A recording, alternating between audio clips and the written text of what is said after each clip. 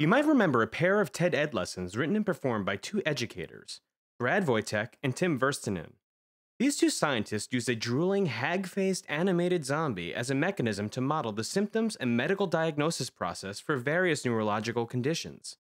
For example, they spent time debating whether the zombie's stiff gait was caused by basoganglia damage, like that in Parkinson's patients, or by severe damage to the cerebellum, which can cause ataxia. In each lesson, Brad and Tim certainly showed us how The Walking Dead can help us understand neuroscience. But how can The Walking Dead help us understand animation? Or more simply put, how did this one-eyed, decaying, and very much dead pile of pixels walk? Puppet animation is a relatively quick solution to creating 2D animation of a hand-drawn character. Since the character does not need to be drawn over and over again, it can be animated by moving each element individually. Aside from their portrayal in a few great modern zombie flicks, these concocted carcasses are generally known for limited stiff movements. Their traditional stride is perfect for puppet-style animation. When designing a 2D zombie puppet, or any other type of puppet, it is important to find a design that is both fun and functional in a flat environment. For example, you might not want to puppetize, say, Julie Andrews in The Sound of Music as she spins in circles. We used rotoscoping for her, but that's another lesson. Always begin by sketching and designing your puppet in a neutral pose, like this. This will allow it to easily transition into and out of a variety of extreme positions. Once the character transitions from concept sketches to final design, the next step is to break up the pieces in order to assemble a puppet, keeping in mind that each element needs to have an appropriate amount of overlap so that the zombie can bend at his joints. An understanding of anatomy is an integral part of designing any 2D or 3D animated character that needs to move realistically in the context of its environment. Regardless of the number of dimensions your character has, you'll need to create a skeleton, which in animation terms is known as a rig. Once the rig is finalized and the range of motion is determined, the next step is to choose anchor points.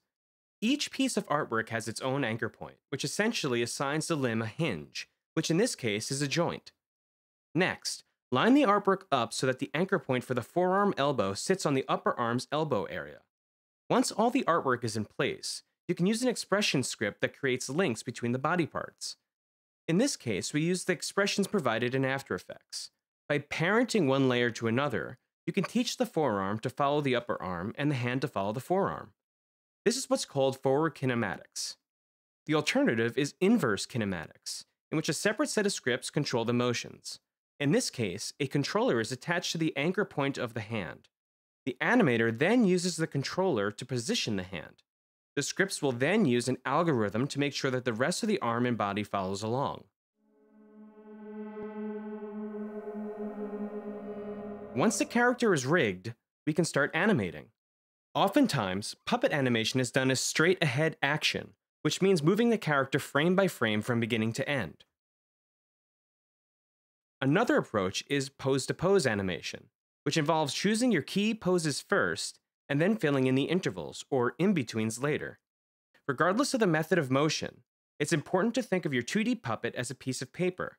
It can move across the surface in a variety of poses, but it cannot move in perspective.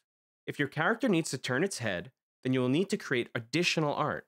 We created 3 different zombie heads and 6 different hands to achieve different movements and angles that the neutral pose couldn't accommodate. You can recreate almost everything you've seen in this lesson with a pen, paper, and a camera. The method is called cutout animation, and it was around well before the age of software.